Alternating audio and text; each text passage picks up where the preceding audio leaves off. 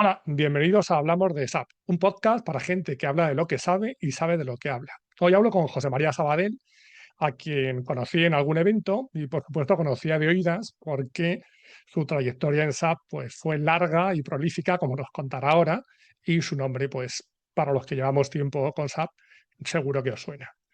Estuve mirando su LinkedIn y creo que empezó a trabajar con SAP en el 94 y salió de SAP hace un año, una cosa así, con lo cual una historia de 30 años en la que yo fue pasando por muchos puestos y que seguro que tiene muchas cosas que contar pues, de toda esa evolución y cómo se fue transformando la compañía. Pero antes de nada, lo que me gustaría saber es quién es José María. Bueno, darte las gracias por estar aquí y cuéntanos, ¿quién es José María? Muchas gracias, Antonio, por el tiempo y por participar en este podcast que además tiene entrevistas muy interesantes. Bueno, ¿quién es José María? Pues una persona que siempre ha tenido una cierta obsesión por aprender, por entender los problemas, especialmente en el ámbito de negocio, y por buscar la mejor solución, ¿no? Y que ha tenido, no sé si decir, la fortuna pues de combinar sus inquietudes con unas oportunidades y tener una trayectoria muy rica en experiencias y en dedicación también dentro del mundo de las tecnologías de información, tanto en IBM como en SAP. Ajá. ¿Y cómo empezaste en SAP? Pues, a ver, yo debería remontarme un poco antes del 94 para explicar realmente cómo mi viaje profesional fue engarzando. No, no fue por casualidad, ¿eh? Ajá.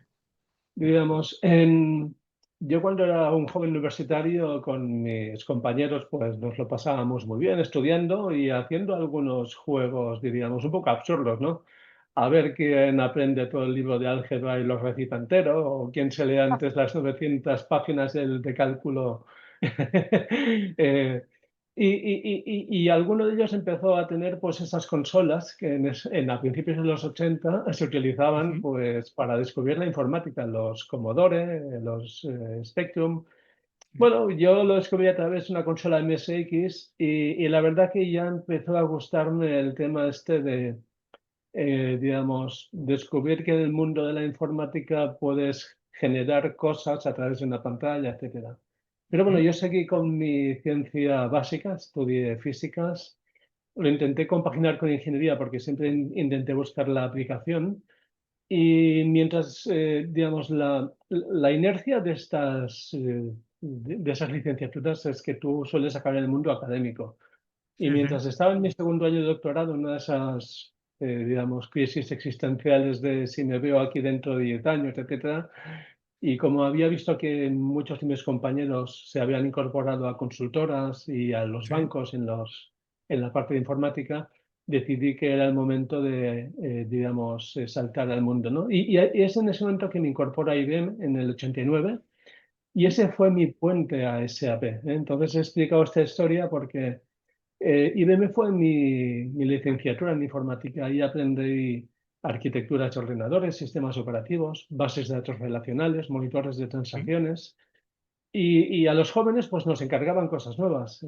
Yo caí en un grupo que nos encargaron, digamos, lanzar en España una plataforma nueva que era unas estaciones de trabajo llamadas RIS 6000 con el sistema operativo Unix de IBM, se llamaba AIX. Sí.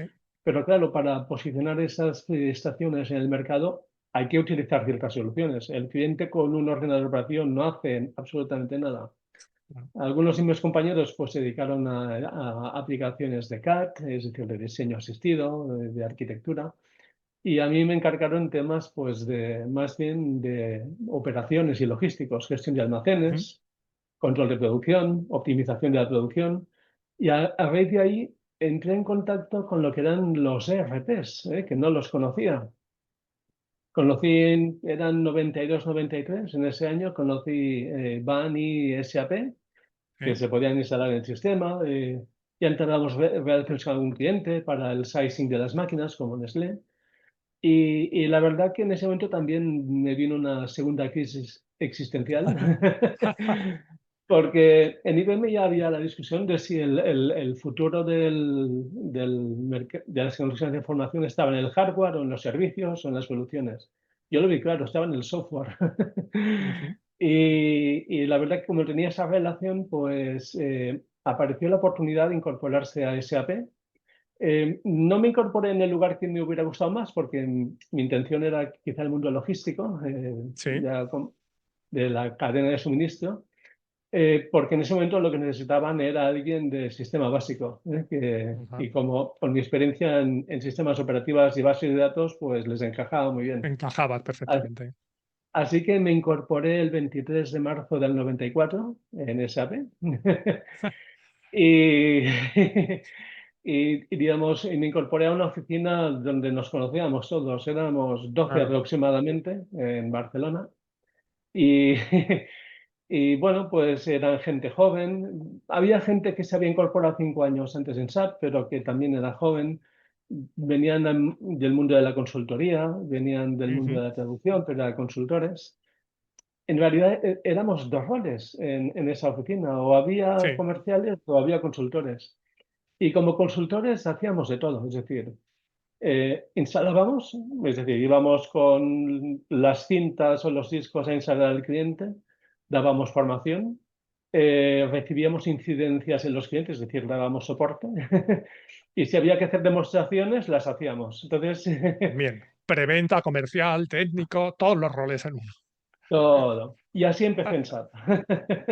Está bien, y está bien porque mucha gente con la que hablo empieza de casualidad, pero lo tuyo, digamos, que fue algo buscado, ¿vale? Previo ese paso por IBM y dijiste, bueno, pues yo creo que la apuesta es el software y estos alemanes parece que saben de qué va esto, que además eran 5 ex empleados de IBM los que fundaron SAP. O sea, Exacto. todo empieza por ahí. Y empezaste en Basis y luego te pasaste en la parte funcional, la parte de logística.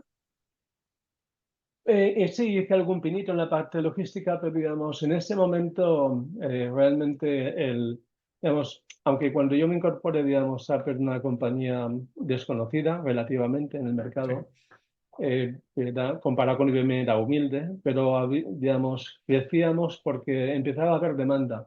Todavía no sonaba mucho el efecto 2000, pero porque el sí. efecto 2000 hizo un acelerón a partir del 96-97. Yo me incorporé a finales del 97, que fue cuando era el boom, cuando que viene el efecto 2000. Entonces, diríamos, sí, estuve un momento, pero realmente después de 2 años en ese rol de consultor en ambas partes, surgió la oportunidad de liderar el equipo de preventa, que había que ampliarlo. Es decir, ya empieza, es decir, de un consultor que hace de todo, empieza la especialización. Hay consultores de servicios, hay consultores de preventa, hay que Ajá, empezar a contratar gente, hay que crecer. Y a los 2 años empiezo en un puesto ya que diríamos directivo, sí, sin experiencia. Es decir, cuando uno empieza en ese rol, pues se pregunta qué hay que hacer, qué puedes hacer, cómo puedes contribuir. Bueno, lo vas aprendiendo sobre la marcha y puedes salir bien o puedes escabilar, ¿no? Es ajá, decir, sí. pero es parte del crecimiento de estas compañías, ¿no? Es decir, vas creciendo con la compañía. Claro, de hecho, estuve revisando tu LinkedIn y veía todos los puestos que tenías en SAP y leo, porque no me lo aprendí de memoria, consultor, preventa, director de preventa, codirector general, director de desarrollo de negocio, vicepresidente de desarrollo de negocio en administraciones públicas y servicios financieros, director de operaciones, director general, responsable global de ventas, responsable global de programas estratégicos. Y además me llamó la atención que todo estaba escrito en español. No había ningún CEO manager, tal. Tío, hombre, si las cosas se pueden escribir también en español, tal, porque ahora mismo todo el mundo es CEO, CIO, CHO de sí mismo y tal, pero se puede escribir también en español. Evidentemente, todo eso a lo largo de 30 años. Si a día de hoy tuvieras que quedarte con alguno de esos puestos, ¿con cuál te quedarías? ¿Dónde te sentiste más cómodo? A ver. A ver, claro, digamos, y yo con esos puestos tengo una relación temporal, ¿no? Es decir, tú vas creciendo, es decir, cada Sí, puesto te aporta una experiencia que vas acumulando, ¿no? Y utilizas cada puesto para el siguiente. Hay puestos que son quizá, digamos, que dejan más impronta, sí, los hay. Quizá yo diría que la dirección de operaciones, la dirección general y la dirección global de ventas tiene una combinación muy especial y es que puedes estar muy cerca de los clientes y de los partners, con lo cual estás cerca de ujú, donde sucede el negocio. tienes relación con muchos equipos, porque hay muchos equipos que están en tu área. Y además tienes la capacidad de interaccionar con muchos roles diferentes dentro de la compañía, pues porque necesitas pedir soporte, ayudas, etcétera, entender, etcétera. Y por último tienes las atribuciones para lanzar iniciativas. Entonces, esas cuatro cosas hacen que tu puesto sea más rico, ¿no? Pero como digo, Ujú, es decir, yo he disfrutado mucho cada uno de los roles y he aprendido en todos. He conocido nueva gente, gente muy brillante, tanto en IBM como en SAP. Es decir, todo ujú. para mí ha sido un aprendizaje continuo. Sí, sí, además veo que no dejas de aprender, porque hace poco has hecho un posgrado en temas de computación cuántica. Sí, exacto. Y eso es algo que me llama mucho la atención. Yo también, bueno, yo empecé con SAP dando como consultor y luego dando formación en el 97 y sigo dando formación con SAP. Tengo amigos fuera del mundo SAP, también tengo dentro, y me preguntan, oye, pero esto de SAP no se deja de aprender o de enseñar nunca.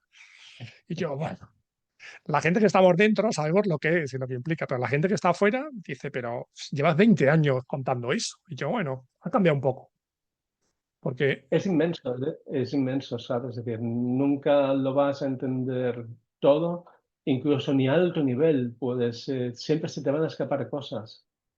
Solamente pensar que actualmente si uno va al help de SAP y baja el documento de BTP, por sí, ejemplo, sí, son 3.500 páginas. a mí me hace gracia porque hay gente que me dice, yo soy experto en BTP. Digo, espera, vamos a ver un momento. Tenemos 86 servicios. ¿Qué quiere decir experto? ¿Te conoces realmente los 86 al dedillo? Digo, es un poco complicado, es un poco atrevido. Sí, sí, Pero bueno, es muy presuntuoso, ¿eh? Es decir, eso. yo hace años estaba impartiendo una academia de HR y vino un alumno y me dijo que él sabía todo SAP, que se había certificado de todo y tal, solo le faltaba HR. Y le pregunté, te estoy hablando de hace 15 años así, que cómo lo había aprendido y me dijo que con la ayuda. Y dije, hombre, la ayuda ha mejorado bastante.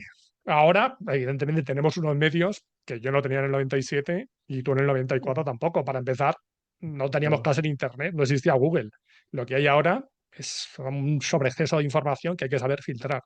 Pero claro, que alguien me diga que en el año 2005 o 2010 que había aprendido todo SAP con la ayuda, y además eso, que se lo dices a tu mujer que no tiene ni idea de SAP y vale, pero que vayas a SAP a decir eso, uf, madre mía, madre Bueno, mía. siempre puede haber genios, ¿no? En ese Sí, aspecto, pero es muy difícil, es muy difícil. Es decir, claro, claro. Todos. necesitas siempre a alguien que te guíe. Es decir, la persona que ha tenido la experiencia, porque, digamos, puedes leer el manual, puedes tener un curso, pero hasta que no estás delante de la aplicación, sea la configuración o las opciones, no te das cuenta y te haces las preguntas, ¿y esto qué es? O ¿por qué esto, no? Entonces, Y tienes que conocer los procesos de negocio, no solo la aplicación. yo tengo a veces tengo esa, no sé si decir vicio, ¿no? De profundizar un poco cuando me queda una cosa, profundizo, es decir, pero naturalmente cuando profundizas te das cuenta de todo lo que no sabes. Claro. Precisamente el otro día alguien escribía en LinkedIn y decía, alguien que estaba empezando, que en 12 semanas podía tener un conocimiento apropiado, decente, de uno de los módulos de SAP.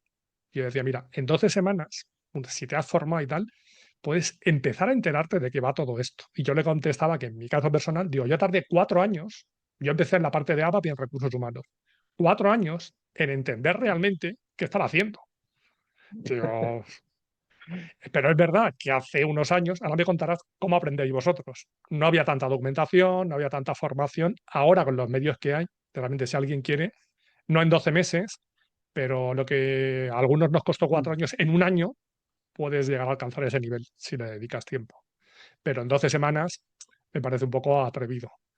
Por ejemplo, vosotros, ¿cómo aprendíais en el 94? Pues yo diría con ese término de cocina que es con las manos en la masa, ¿no? En inglés se llama el hands-on, ¿no? Sí.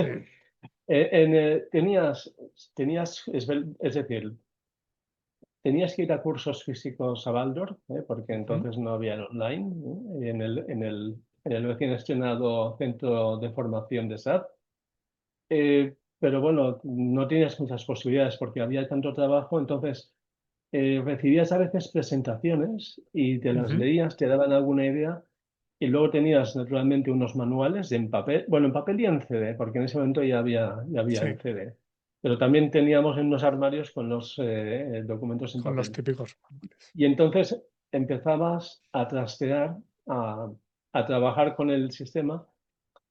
Para la instalación tú lanzabas, había unos scripts, los scripts habitualmente petaban en algún lugar. Entonces tenías que averiguar, porque claro, además la instalación era primero la base de datos, que podía ser varias, podía ser Oracle, Informix, podía ser SQL Server, Sí, eh, eh, podía ser en diferentes plataformas, podía ser en Hewlett Packard, en Sun Microsystems, en IBM, sí, sí, sí. en un servidor Windows. Y bueno, yo empecé instalando, creo que era la 2.0 o la 2.1, ¿no? Entonces, cuando tú te pegabas y hacías pruebas, pues ibas aprendiendo y te lo ibas apuntando, ibas haciendo tu librillo, de alguna Sí, forma. Esa era la forma de aprender. Es una forma de aprender que, digamos, que hace que te perdure, es decir, esa te sí, queda sí. impregnada. Yo recuperaba apuntes de eso, de 5 o 6 años atrás, y cuando yo daba formación, yo decía, digo, ahora mismo no me hacéis ni caso. Vamos, no me hacéis ni caso. ¿Creéis que no os estáis enterando? Digo, pero veréis cómo, pasados 2 o 3 años, vas a decir, ah, pues este hombre no estaba tan loco. Y vas a aprovechar realmente lo que no crees que estás aprovechando, porque al final, como dices, se queda ahí. El sufrimiento te ayuda a aprender. Siempre.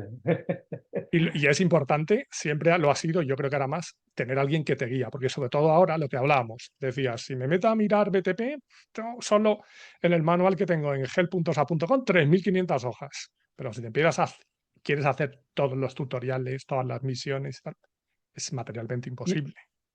y es importante tener a alguien que incluso te cuente un poco la historia, ¿no? Por ejemplo, en el caso de BTP, que ha ido evolucionando con los años, digamos, tiene una parte de su historia muy interesante, ¿no? Porque hay un momento en que, digamos, se decide que todas esas adquisiciones como SuccessFactors, Ariba, digamos, cada uno tiene su modelo de datos, tiene sus servicios tecnológicos, hay que integrarlo. ¿Cómo se integra? Pues tienen que ceder parte de sus servicios tecnológicos a la plataforma BTP. Entonces, BTP va aglutinando los servicios de gestión de identidades y autorizaciones, los servicios de modelo de datos, los servicios de integración, los servicios, diríamos, de workflow, los servicios de interfaz de usuario, el Fiori, etcétera. Entonces, eh, ayuda a homogeneizar y ayuda a la integración. Y ese es un proceso que todavía no ha acabado, es decir, todavía está en proceso dentro de SAP. Es decir, en el mundo cloud, pues claro, digamos, esos servicios han incorporado BTP y las otras soluciones usan y consumen esos servicios de la misma forma que BTP, digamos, usa y consume servicios de integración de ellos, ¿no? Bueno, digamos, cuando alguien te cuenta esto, empiezas a entender que BTP es algo que es muy grande y que aglutina muchísimas cosas. Revisando, de hecho, tu trayectoria, veía que fuiste director general año 2011, 2012, que ahí es justo cuando SAP empieza a hacer la transformación cloud y empieza a comprar SuccessFactors, Ariba, etcétera. O sea, que eso lo viviste desde dentro. Y ahí es cuando empezó lo que se llamaba HCP, que después es SCP y ahora BTP. Y ahí empezó un poco Exacto. todo. Y seguimos integrando, porque en esa época, si no recuerdo mal, a nivel global estaba Bing Bad Dermot y estuvieron haciendo compras de distintos productos, Concur, Hybris, Ariba, etcétera, etcétera. Exacto, exacto. Es decir, el 2007 fue Business Objects, que fue el Sí, primero. 2010 fue Sybase, si no recuerdo mal. sí. 2011-2012 ya fue SuccessFactors, SuccessFactors, luego fue Ariba, luego fue Hybris con el Commerce Cloud. Y así sucede. Y en medio había otras compras más pequeñitas, a Luxoft, sí, porque es que es una miriada, ¿no? sí, de sí, sí, muchas sí. compañías. Y digamos, bueno, es uno de los grandes cambios en SAM, ¿no? De pasar de un cambio orgánico en los 90, principios de los 2000, a un crecimiento inorgánico y a la necesidad de integración de equipos e integración de plataformas, ¿no?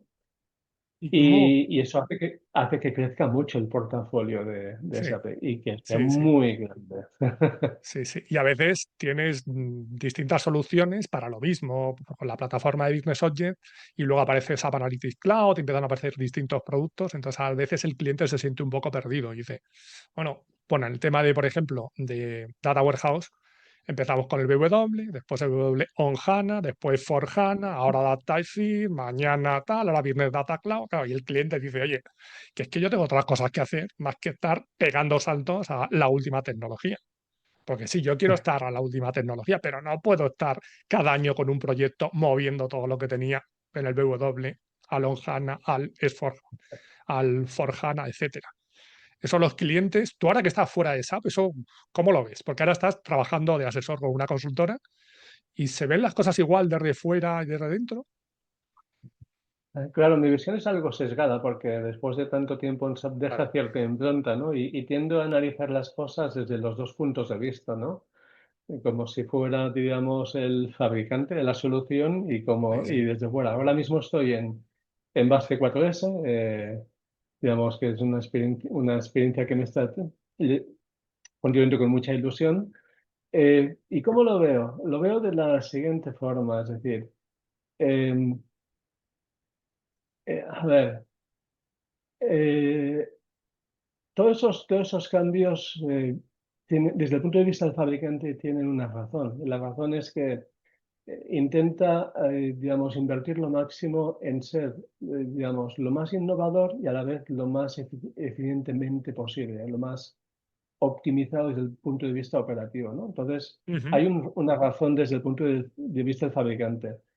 Claro, eso conlleva a que de todas esas versiones, diferentes productos, tenga que converger para focalizarse todos los esfuerzos donde hay que focalizarse, ¿no? Entonces, bueno, pues se hacen converger todas esas versiones digamos, del ERP clásico y luego el BTP, etcétera, en el cloud público, que esa, diríamos, que es la estrategia de SAP que se ve actualmente. Es decir, y yo incluso entiendo, y quizá alguien me va a decir que no, que sí, se puede quedar uno en el cloud privado, pero el cloud privado, bueno, ya lo ha dicho SAP, digamos, la innovación la voy a invertir en innovación en el cloud público principalmente. Si puedo transferirlo al cloud privado, lo haré y haré ese esfuerzo, pero parece que el cloud público es donde quiere poner el foco. Claro, desde el punto de vista del cliente, esos cambios producen tensión, es decir, tiene que tomar Sí. decisiones, tiene que dedicar recursos y a veces tiene que interrumpir su flujo normal de trabajo o de su estrategia. Claro, en el mundo ideal, la velocidad de innovación que produce el fabricante debería estar similar o acompasada con la Pero velocidad de digestión de la innovación por el mercado. Y sí, eso es imposible.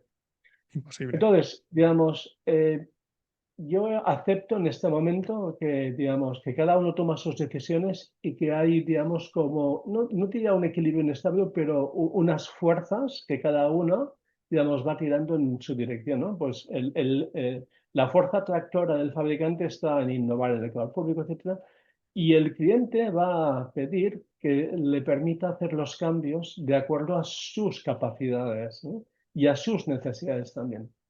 Bueno, tenemos ahí esas fechas límite, que todos conocemos, 2027, 2030, 2040, estas tres son Sí, clave. Y yo diría que, bueno, yo creo que, digamos, el cliente tiene que tomar unas decisiones y las decisiones tienen que ser, es decir, eh, es el momento en que ahora yo puedo dedicarle a hacer el cambio, ¿en qué momento? Pero tengo que planificar, tengo que encontrar la ventana. Y no solamente la ventana, sino los recursos, mis recursos internos y los los recursos externos. externos, ¿no? Que me Sí. ayuden, porque tendré un pico de trabajo, ¿no?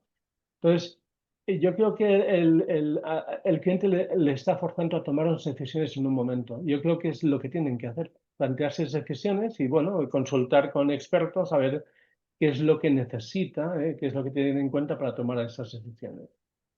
Que habla siempre de cloud privado y cloud público, porque el on-premise ni se contempla, el on-premise no existe. Bueno, a ver, eh, el tener un sistema SAP, imaginemos un cliente que está en un sistema FP con su instalación. Naturalmente puede decidir seguir con ello, incluso más allá de las fechas límite, ¿eh? Puede arriesgarse digamos, porque él tiene su licencia perpetua e incluso puede buscar seguramente algún tipo de mantenimiento que si aparece, pero es muchísimo riesgo, porque es que Sí. está en un sistema que tiene muchas capas y solamente que una de las capas se desincronice, se va a encontrar frente a una pared monumental de esfuerzo. Es decir, solamente que le diga, el sistema operativo hay que cambiarlo y eso te obliga a cambiar la base de datos. Claro, ya está, ya te has roto, diríamos, todo tu sistema, ¿no? Entonces, el riesgo es muy alto, muy alto. O sea, yo, Puede yo hacer. asumo que, yo asumo que hay que pasar a S4, pero dentro de S4 podría plantearme S4 on-premise. En R3, o sea, el que se quede en Sí, R3 está muerto. Esas, sí. aunque haya empresas que digan, no, yo te garantizo el mantenimiento después de 2030, yo opino lo mismo que tú. Es un riesgo para muchas compañías inabordable, ¿no? O sea, no tiene sentido. Es un riesgo Mm. máximo. Empresas pequeñitas que dicen, no, mira, es que yo tengo la gestión de almacenes y poco más. Y es que no tengo nada, ni tengo cambios legislativos, ni nada. Vale. Pero cualquier otra cosa, yo también lo veo un riesgo difícil de asumir. Yo lo Pero veo.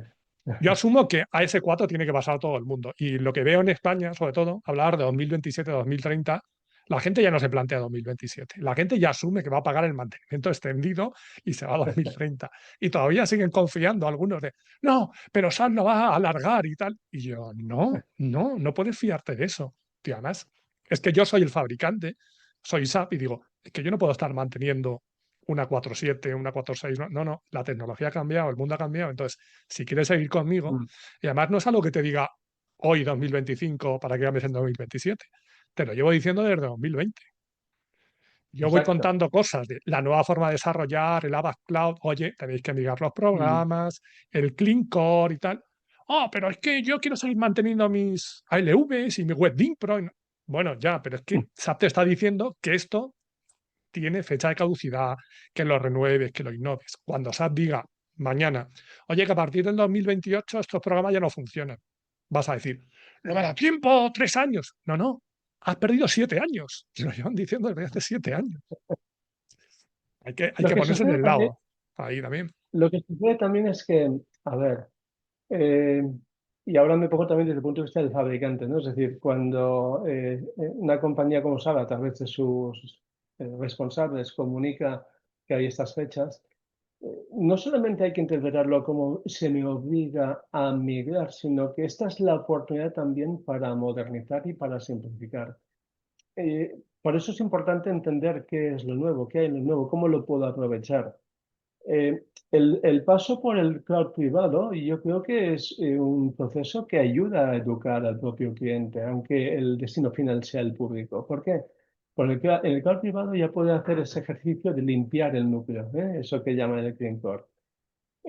Además, en esa limpieza, pues sabemos que la limpieza no solamente, digamos, extraer desarrollo, sino aprovechar mejor el estándar, aprovechar mejor el modelo de datos. Es decir, hay todo un conjunto de cosas que ayudan a simplificar. Y en esa simplificación incluso pues, puede ayudar, digamos, a rediseñar algo los procesos en negocio y a ser algo más ágil, ¿no?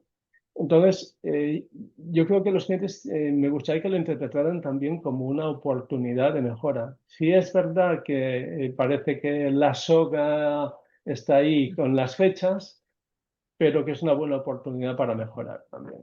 Cliente muchas veces lo que se siente es cautivo. Dice, no, pero es que las licencias, sobre todo a nivel comercial, que todo está ahí, tú lo sabes, y dice, pero es que me obligas a esto. Pero yo creo también que es una oportunidad. Lo que pasa que, evidentemente, esto lleva un trabajo interno del cliente. Tienes que redefinir o por lo menos revisar muchos procesos, Ujú. porque lo que no puede ser es que el proceso que definiste hace 15 20 años, con la tecnología de hace 15 20 años, sea exactamente igual que ahora.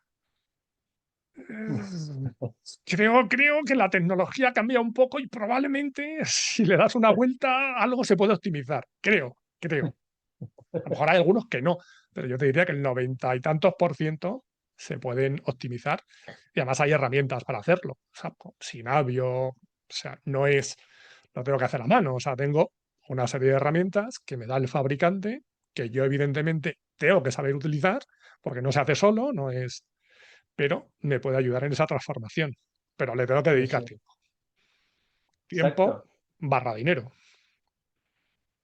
La verdad es que esas herramientas de análisis y diseño de procesos y de la arquitectura de aplicaciones está Sí, Signavio, LeanIX, y luego está, digamos, la que te ayuda, digamos, a adoptar, que es Walmy, ¿no? Que te ayuda, digamos, sí. es como tu compañero en el camino de utilización de las aplicaciones. La verdad es que son de grandísima ayuda porque, digamos, puedes plantear desde el punto de vista, a ver, para este tipo de proceso, ¿cuál sería la aplicación que necesitas utilizar? Que eso lo haces a través del LeanIX, ¿no? ¿Cómo o cómo puedes analizar tus procesos con Signavio y luego rediseñarlos con el mismo? Hay muchas ayudas. Y luego, naturalmente, ahora está llegando toda la ayuda de los asistentes de la inteligencia Ya. artificial, que quieras o no, pues es la potencia que tienen de reorganizar y reclasificar la información de forma que te la presentan mucho mejor, pues incluso ayuda mucho más. Sí, sí, pero primero tengo que tener la base bien, ¿no? Sí, entonces es como cuando Sí, hablaban de el Big Data y tal. Bueno, como no tengas el Small Data bien, el Big Data no te va a hacer nada. Entonces, yo creo que el primer paso siempre va a ser Clean Core. Y Clean Core realmente es, oye, no es que no se pueda modificar nada. Tanto en cloud público como en privado se pueden hacer cosas, mm, pero de otra forma. Vamos a atacar las cosas, pero bien. Todas esas modificaciones barra aberraciones que hemos hecho en años anteriores, pues a lo mejor es tiempo de volver al estándar y decir, ah, pues mira, vamos a mm, volver al estándar y vamos a poder extender, porque es verdad que vamos a poder hacer cosas, pero de otra forma y de la forma que SAP nos indica. Porque hay gente que piensa que me voy a cloud, ya sea privado o público, y es lo que hay, no puedo adaptar nada, etcétera. Y yo, no, vas a poder hacer no. muchas cosas, pero de otra forma. Por reducir el absurdo, es decir, nadie puede asumir que se le obliga a ejecutar sus procesos de forma idéntica que su competidor en la misma industria. No, es decir, cada uno Claro. tiene sus necesidades y eso obliga pues a tener algunas cosas particulares, extensiones. Eh, digamos, sencillamente, la estrategia, digamos, te ayuda a que esas extensiones, de alguna forma, su evolución estén bien sincronizadas con la evolución digamos, de la plataforma en la nube, ¿no? Porque esa plataforma, pues, tiene una cadencia más frecuente de actualizaciones. Pueden ser anuales, semestrales, incluso semanales, ¿no? Ujú. Los sábados por la noche hay una ventana para hacer. Entonces, es una forma, digamos, de a la vez integrar y desacoplar, ¿no? Digamos, que no Sí. interfiera, digamos, en la evolución de cada una de las partes. Pero hay la posibilidad y además es necesario, ¿eh? Siempre Ujú. lo creo. ¿Y crees que el ecosistema en general, clientes, partner, el propio SAP, está preparado para todo esto que se nos viene encima? A ver, eh, para lo que hay que estar preparados para tomar decisiones, yo creo. Es decir, hay que estar preparado para tomar decisiones y luego hay que estar preparado para ejecutarlas. Desde el punto de vista de SAP, naturalmente están preparados porque ellos son los que dictan de alguna forma este ritmo de cambio, ¿no? Entonces ellos Ujú. ya han interiorizado. El ecosistema de compañías de servicios, los partners, ayudan, digamos, son como una extensión de SAP en el sentido de que ayudan a entender a los clientes. Es en el cliente donde realmente tienen que plantearse cuándo quieren tomar la decisión, ¿no? Y que en ese momento tienen que tener toda la información necesaria. Tienen que conocer lo que en ese momento tienen, sus necesidades y que alguien les asesore o ellos mismos Ujú. sobre cuál es el escenario que se les presente delante y cuáles serían las fases de la adopción. Y cuando tomen la decisión, tendrán que prepararse para la ejecución, ¿eh? Tendrán que buscar los recursos, formarlos, prepararlos, etcétera. Entonces, ¿están preparados ahora? Pues depende de esas decisiones. Yo creo que, digamos, para lo que hay que estar preparado es para tomar Tomar las decisiones. decisiones y para ejecutarlas. Yo creo que en España en particular se está dilatando mucho esa toma de decisiones. Y cuando sale la noticia de, no, pues si pagas el mantenimiento extendido te vas a 2030. Hay gente que directamente ya ve 2030 y dice, bueno, vamos a ver si me llega la jubilación el que tiene que tomar la decisión y dice, yo esto ya que se lo trague el siguiente. Y luego ahora con el tema de que puedo hacer una transformación de lo que tengo mantenimiento hasta 2033, la gente intenta alargar esa toma de decisiones y al final yo creo que va a ser perjudicial para todos, porque no va a haber manos. Ese patrón de comportamiento no es único en España, se puede ver en muchos lugares. Y es natural, hay que entenderlo. Ahora pongámonos desde el punto de vista del cliente, es decir, Sí. el esfuerzo que realizaron para tener un sistema que funcione y estable Ujú. fue intenso, no Sí, diríamos fue duro. durísimo, pero intenso. Esas instalaciones de los 90, Entonces, principios de cuando los 2000, te eran funciona y lo complicadas. vas mejorando poco a poco y dices, qué bien que me está funcionando. Y habitualmente estos sistemas, y lo hemos visto con otros software. Por ejemplo, Van era un software de los años era de los 90 o de los 90 y actualmente todavía hay clientes que lo utilizan y están satisfechos con él. Entonces, los clientes pueden estar satisfechos con su sistema de gestión 10, 15, 20 años.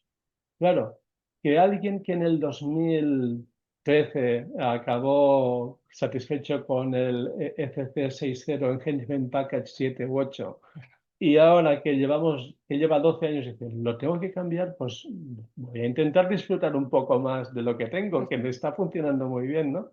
Entonces hay que entenderles. Lo que tienen que ser conscientes es de planificar qué esfuerzo necesitarán y de qué recursos necesitarán. Ellos, todo el mundo ya sabe, es decir, si te esperas en el último momento, puede que se dé la coincidencia de muchos tomando esa decisión al mismo tiempo y de que los recursos que necesitas no estén disponibles, ¿sí? Entonces, es siempre una valoración del riesgo y cómo tengo que tomar las decisiones.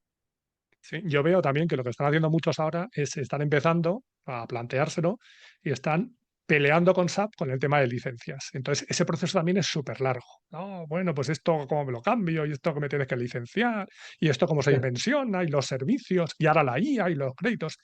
Y eso es complicado. Tú lo has visto desde el punto de vista del fabricante, pero realmente el saber cuánto me va a costar mi sistema SAP en los próximos 5 años cada vez es más complicado. Esa sí que es una parte que tiene que mejorar SAP muchísimo y que los clientes tienen que exigir, yo creo. Es decir, Ujú. la parte comercial, esa es una percepción mía, pero yo creo que se ha complicado excesivamente. Eh, es verdad que hay un catálogo amplísimo, pero incluso desde el punto de vista de pricing, los sucesivos cambios, es decir, mientras tienes un producto, se llama S4, que va evolucionando con sus versiones, cloud privado, se empiezan a construir paquetes comerciales o ofertas comerciales diferentes. Se construye RAI, se construye Go, se construye, diríamos, Sí. ahora el Business Suite Package.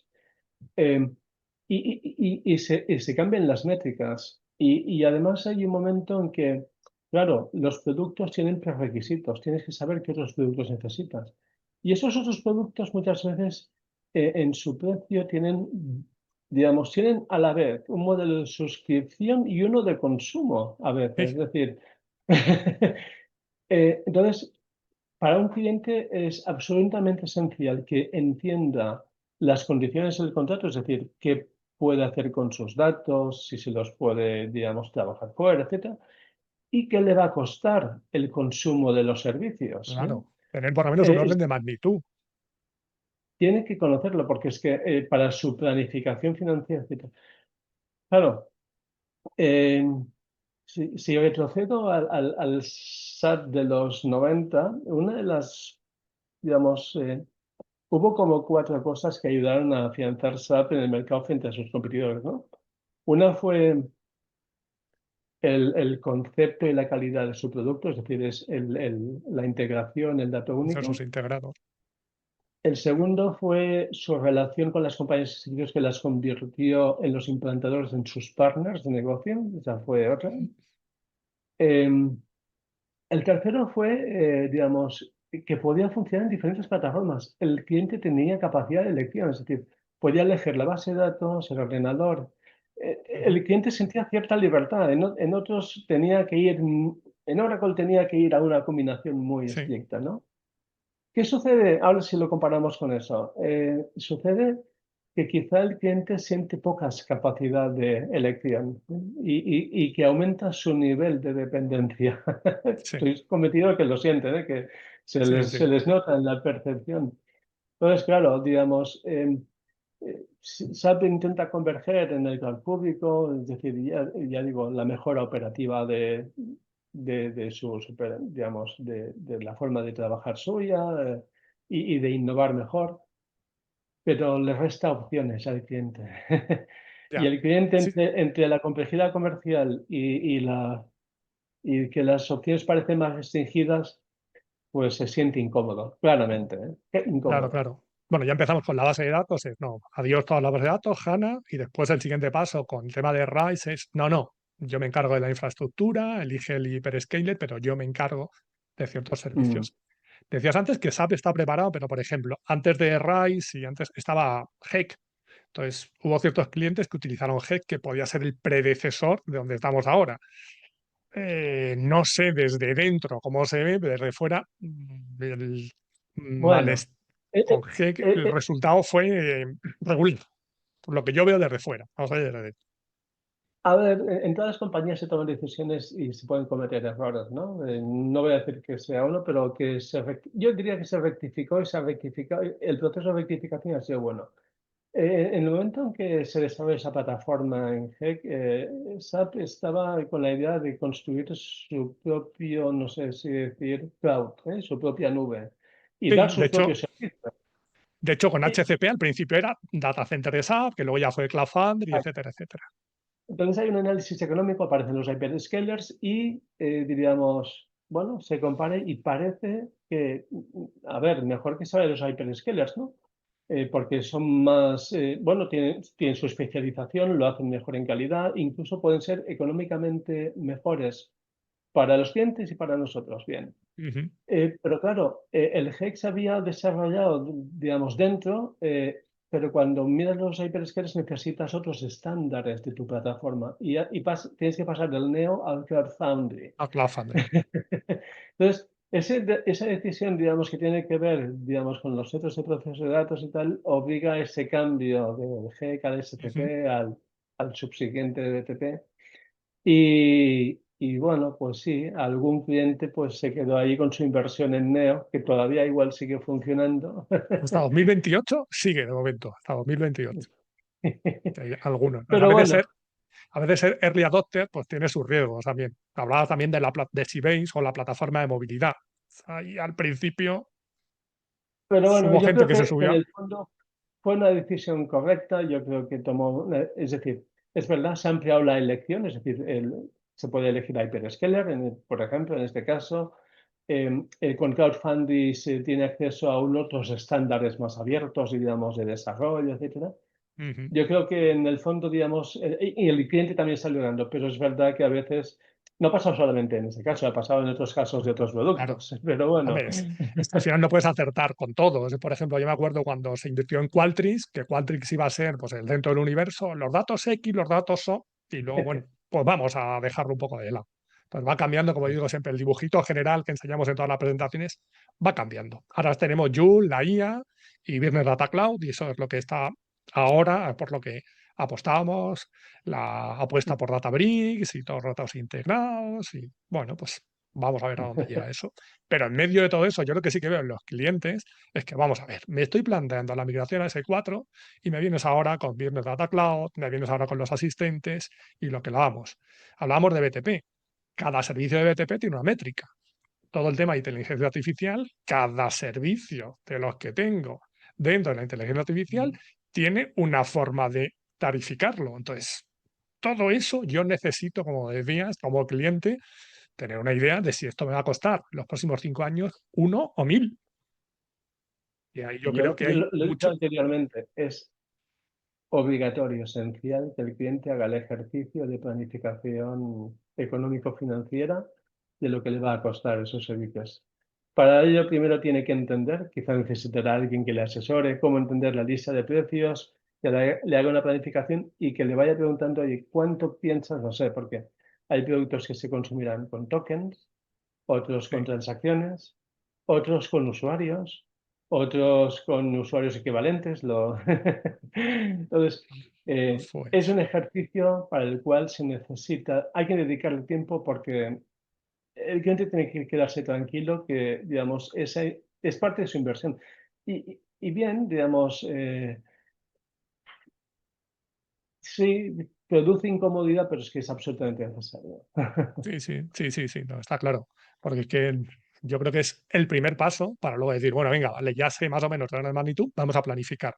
Porque la gente necesita Mm. tener ese orden. De todas formas, la IA nos lo va a hacer todo ahora solo, ¿no? O sea, no hay problema. No. ¿Qué opinas tú de Ah, la IA y además que estás metido también en temas de computación cuántica? ¿Cómo va a cambiar el mundo con todo esto?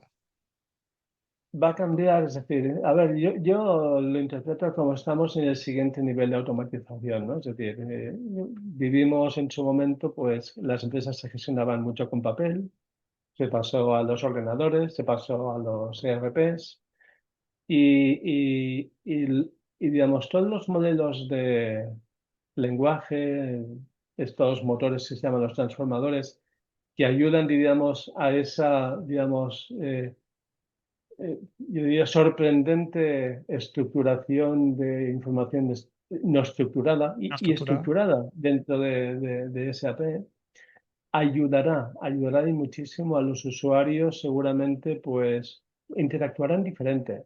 Está clarísimo, es decir, hasta el momento los usuarios han navegado. A partir de aquí navegarán algo y preguntarán y tendrán un servicio que les aportará. El humano estará en el bucle, como dicen en inglés, estará the human in the loop, ¿no? Entonces, yo no he visto, no sé, quizá yo no he visto ningún rol que haya sido sustituido absolutamente por... por no. la IA. Ahora bien, que uno pueda ver, ya hay anuncios desde hace un año y medio, se llaman estos los SDRs, los Sales Digital Representatives, es decir, Ujú. hay agentes que actúan como un comercial que hace la llamada a un cliente Sí, humano, hace preguntas, valida la oportunidad y la cualifica.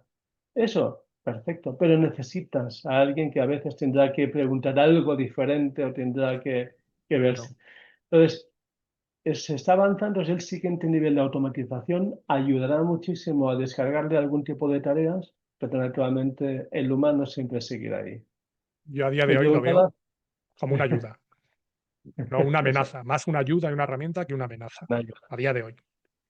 Se ve en el mundo del código, es decir, cuando uno ve estas herramientas, no solamente Joomla Developers, ¿no? El Anthropic, Opus, Sonnet, Sí. eh, Cursor, Copilot, hacen, hacen maravillas en el sentido que te ayudan a cometer menos errores, te ayudan incluso a estructurar mejor el código, pero tienes que verificarlo, tienes sí, de alguna forma, tienes que estar ahí dentro y aportar naturalmente tus conocimientos.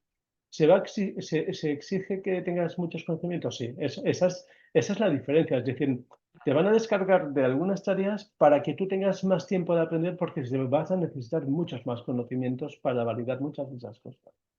ahí está. Yo, por ejemplo, utilizo la IA, ¿vale? Tanto para temas de consultoría, temas de desarrollo.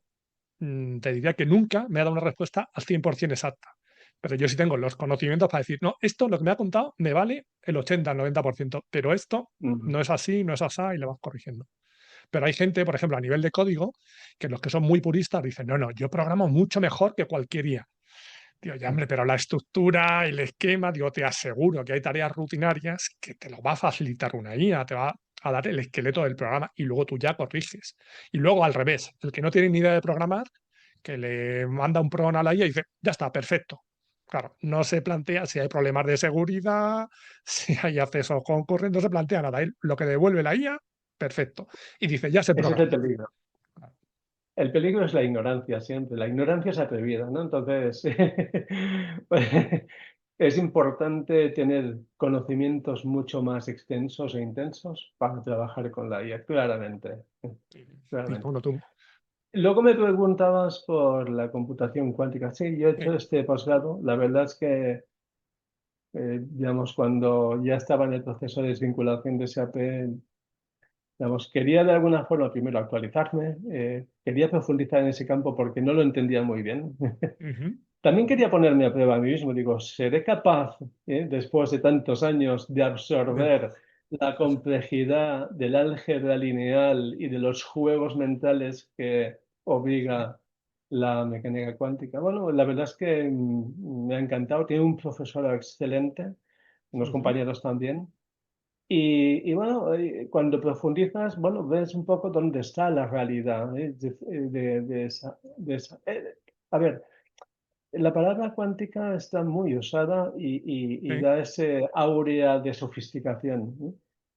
La realidad es que digamos, es un modelo de entendimiento de la naturaleza, de la naturaleza de las partículas subatómicas, ¿no? Que Ujú, ya ha dado muchas innovaciones tecnológicas, es decir, el láser, los semiconductores, la resonancia magnética, el ujú. microscopio de efecto, todo esto está basado en la teoría de mecánica cuántica de alguna forma. Desde hace unos 30, 40 años, especialmente con los estudiantes de informática, los doctorados de ciencia de datos, de ciencias de la información, Sí, se ha profundizado en esa mecánica cuántica, cómo se podría utilizar para la computación.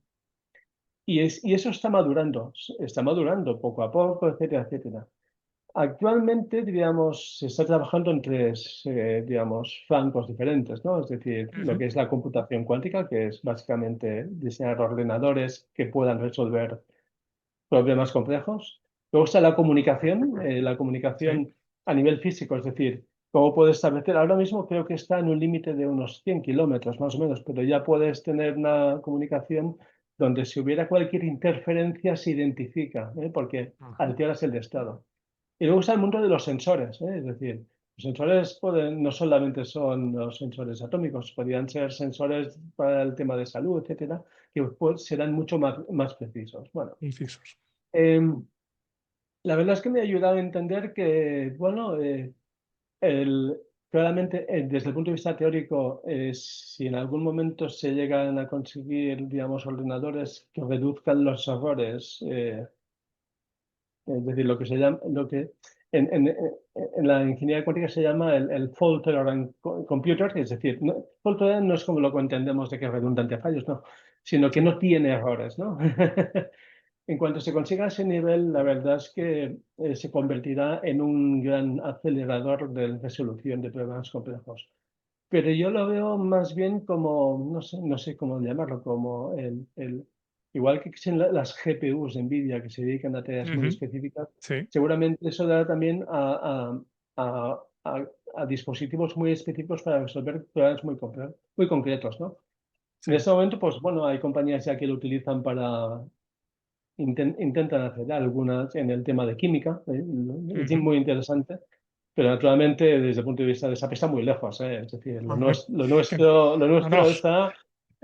que no lo oigan en SAP, que los clientes se ponen nerviosos y que vamos, no estamos terminando ya con No, la IA, ya me vienen a hablar de computación no, no, no, cuántica, por no, favor. no, no, Que migren a no, no. S4 primero y luego ya vemos. A ver, puede suceder que en los próximos, estamos 2025, que seguramente a partir, no sé, que salgan normativas para que a nivel de comunicación se adopten lo que se llaman los algoritmos postcuánticos, que, a ver, que no tienen que ver con la computación cuántica, es básicamente digamos, aprovechar la potencia matemática y algebraica para Ujú, hacer más resistentes, digamos, digamos, a cualquier interferencia externa no deseada, ¿no? Puede suceder, digamos, que incluso los propios gobiernos se reúnen para decir que las compañías adopten, pero eso no afecta al sistema SAP, afecta a las comunicaciones que van por debajo, ¿no? Pues, digamos, afectarán pues, a los centros de proceso de datos donde están los tenants de cloud, pero sí, no, diríamos, a lo que nosotros conocemos el sistema de gestión. que por eso que no se preocupen de momento, que bastante tenemos con lo que tenemos por delante, ¿no? Aunque yo siempre tengo la antena puesta porque, digamos, ahora que lo conozco, pues a veces se puede dar que algún cliente tenga un problema muy complejo que desde el punto de vista de gestión, sea digamos, de la parte de producción, transporte, incluso digamos, de la planificación financiera, que sea muy complejo y que diga, bueno, los sistemas clásicos no se pueden resolver. Entonces, bueno, yo haría ese esfuerzo, es decir, a veces decir, a ver si se puede resolver con lo que estuviera disponible actualmente. Hay plataformas donde se puede hacer ya algunas pruebas, como Qiskit de IBM, como PennyLane, como el Circu de Google, está también el Q almohadilla de Microsoft. Hay unas plataformas que curiosamente, todas, en casi todas ellas, menos la de Microsoft, se utiliza Python, es decir, Ah, sí, sí, sí, esa es una habilidad ahora que si quieres trabajar con datos, pues la tienes que conocer. está claro. Sí, sí, sí. Y de hecho, todo esto me recuerda un poco a hace unos años cuando empezó el tema del blockchain, que parecía que todo iba a llevar por detrás una cadena de bloques, cualquier proceso de trazabilidad. Luego, realmente no ha sido para tanto en lo que son procesos de negocio. Sí hay algunas empresas que tienen algo de blockchain, pero realmente no has tenido tanto impacto, por ejemplo, a nivel de SAP.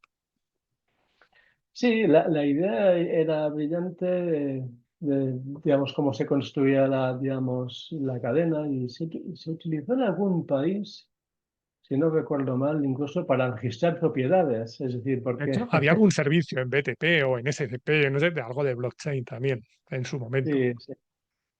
Pero es cierto que, bueno, no se le ha visto la utilidad y la verdad es que, digamos, no se va a forzar el uso de la tecnología por el hecho de utilizarla, sino que Ujú, muchas veces los fabricantes dicen qué es lo que realmente tengo que utilizar para que esto funcione de acuerdo a mi estrategia, ¿no?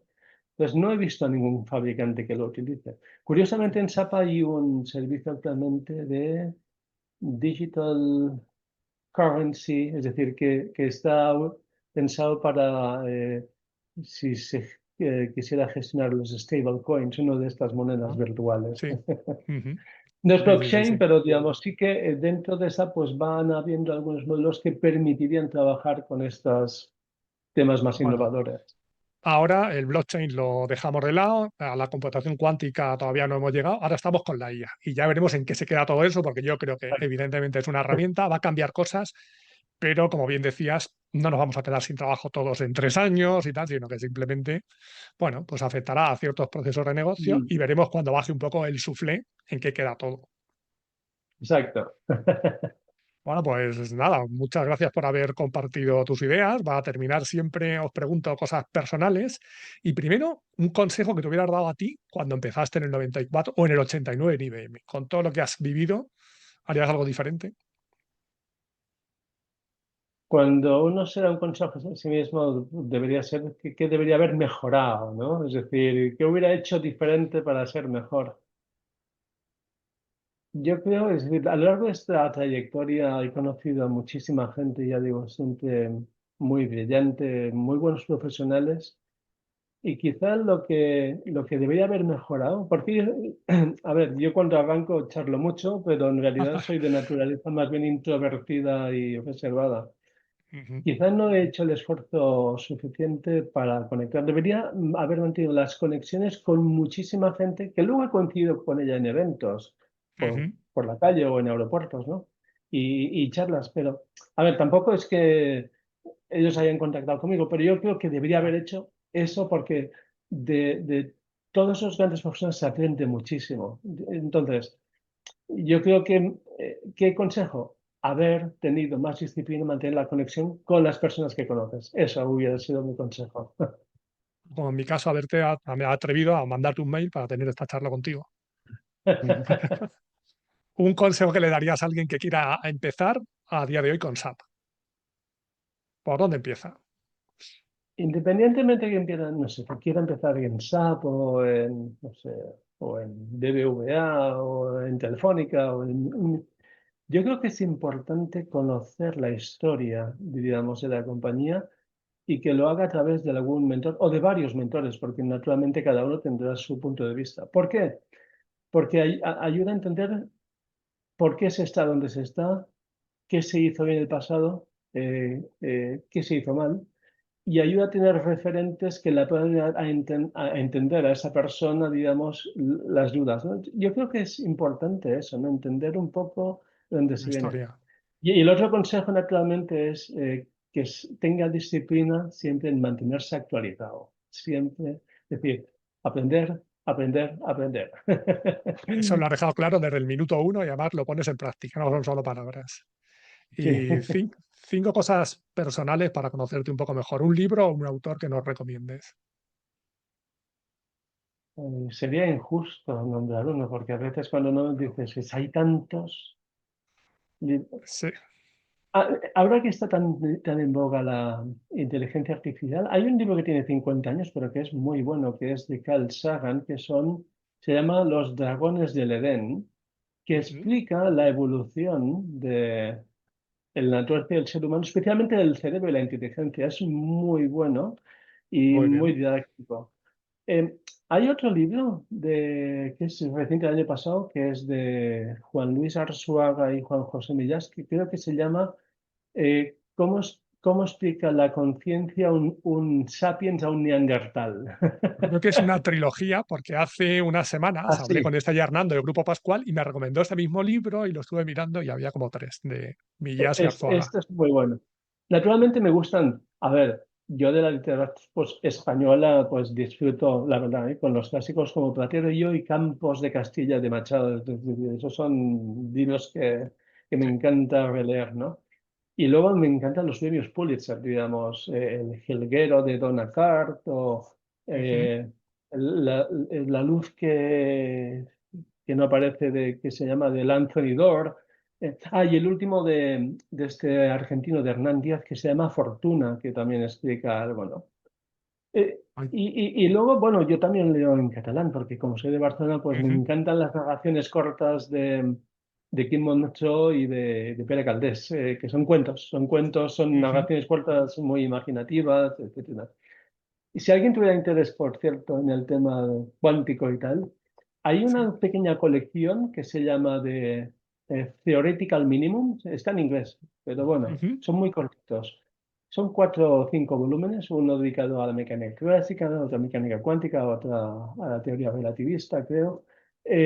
Están muy bien explicados y como dice el nombre, es lo mínimo teórico, el Theoretical Minimum. Eso está bien. Bueno, pues creo que hay para elegir de distintas temáticas y cada uno que se quede con lo que quiera. Una película, una serie, un estilo de cine, algo que te guste.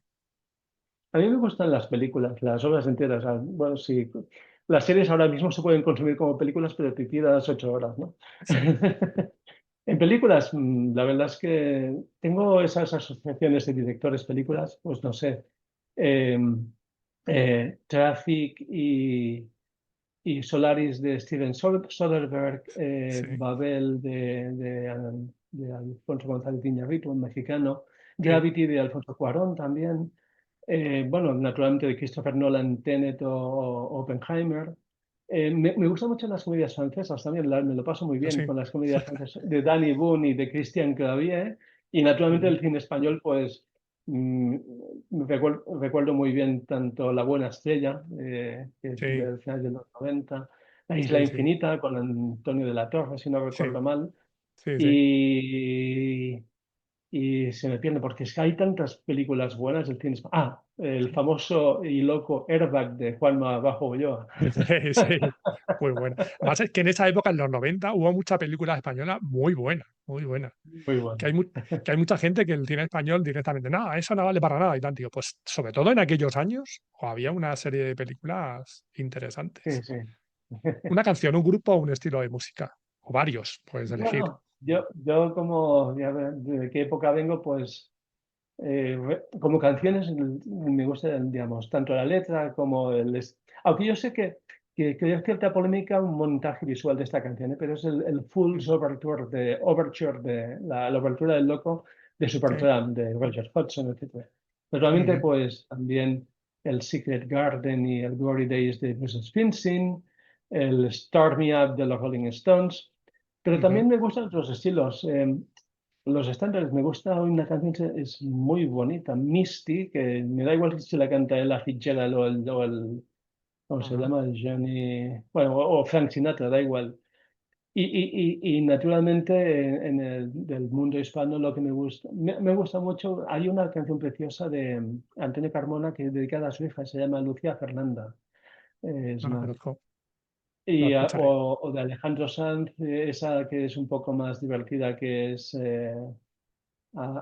algo al aire o algo parecido. Sí, Sí.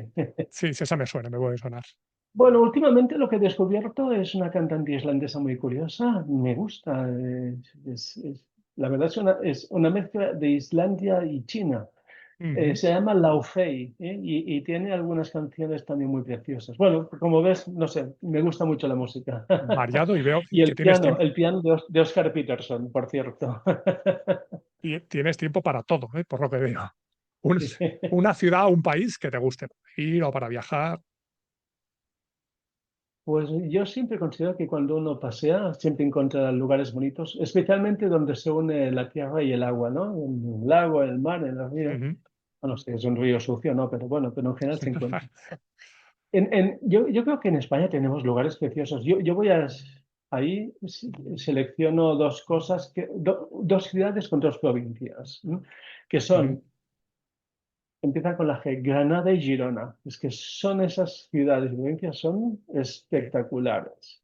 ujú. Y allende los mares o allende de nuestras Sí, fronteras, un país que ya visité hace muchos años, pero yo creo que debe tener todavía ese impacto de naturaleza, es Guatemala, ¿eh? Es decir, es una ujú, mezcla de volcanes, lagos y una sociedad, digamos, maya ahí que pervive en los mercados de Chichicastenango, Huehuetenango, sí, esas ciudades que tienen, ¿no? Hay otros países como Colombia que tiene una sociedad muy vital y tiene unos ujú, contrastes de naturaleza brutales también me gusta. Y el sudeste asiático, bueno, tengo Vietnam ahí como un país que me ha gustado mucho, pero el sudeste sí, asiático se puede encontrar cosas muy bonitas, también. muy bien. ¿Y una comida o una bebida? En comida soy muy mediterráneo, pues mira, cualquier combinación que incluya tomate, aceitunas, cebolla, un poco de atún, almadraba y aceite de oliva. Eso, me da igual si es una ensalada o si es un gazpacho, lo que sea, Ujú, pero es esa combinación. Y en bebida, bueno, pues claro, lo que uno más bebe es agua, pero así cuando uno quiere darse el gusto de tomarse un refresco, he descubierto en los últimos 4 años, y lo tomo bastante, el té fermentado, se llama ajá. kombucha, La kombucha. Sí. porque tiene muchos sabores, tiene sabores del limón, jengibre, de frutos rojos, etcétera, y la verdad es Ujú, que la consumo habitualmente. perfecto. Bueno, ¿dónde te puede encontrar la gente? Porque yo te localicé en un evento y luego en LinkedIn. Y si tienes algún blog, que no lo sé, o tienes algún sitio donde te pueden encontrar, o simplemente LinkedIn. Profesionalmente en LinkedIn, no, no Muy soy, bien. no soy nada prolífico en ¿Redes? redes ni Bueno, blogs. Debería dedicar, pero dedico más tiempo a la lectura, a la música y al cine. pero por lo menos, ya te digo, tienes un perfil muy detallado en LinkedIn, que el que quiera saber de ti y tal, lo tienes ahí Sí, todo, o sea, perfectamente. O sea, hay gente que o no tiene LinkedIn directamente o tiene su nombre y poco más.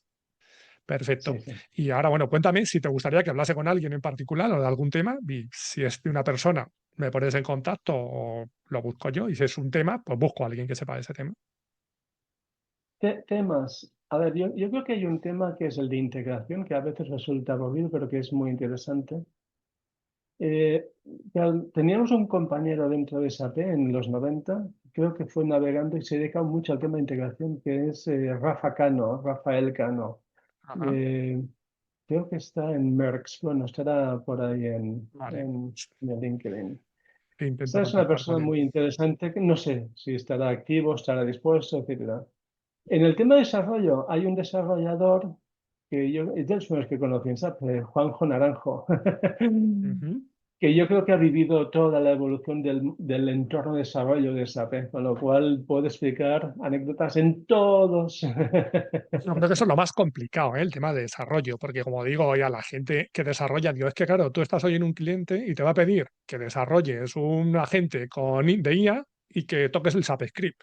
Digo, y entre medias, toca la web pero toca la BSP, toca, o sea, hay ahí Y un el otro perfil tema interesante. el cual me apasiona actualmente y estoy metido, estoy profundizando y no sé a quién encontrar, pero igual si encuentro a alguien te lo envío por email, es el Vale. tema de lo que sea integración de los datos de negocio y de conocimiento del negocio de SAP con un modelo, diríamos, de, de lenguaje y de inteligencia artificial externo, ¿no?